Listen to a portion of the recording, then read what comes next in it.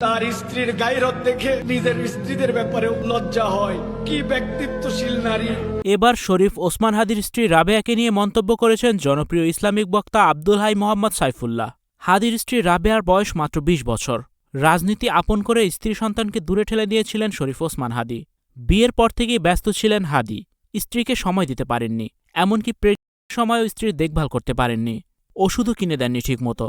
কিন্তু প্রতিদিনই ভাইকে ফোন করে দুটি কথা জিজ্ঞেস করত তার স্ত্রী রাবেয়া, নামাজ পড়েছেন আর খেয়েছেন কিনা। হাদির সবাইকে দেখা গেলেও তার সহধর্মিণী স্ত্রী রাবেয়াকে কোথাও দেখা যায়নি।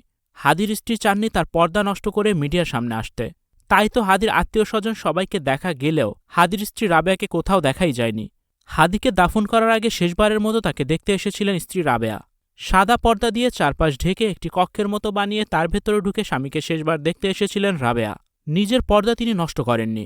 যদি কেউ তাকে না দেখতে পারে তার শরীরের আকৃতি কতটুকু, তিনি খাটো নাকি লম্বা তার সম্পর্কে যেন কেউ কোনো কিছু বুঝতে না পারে।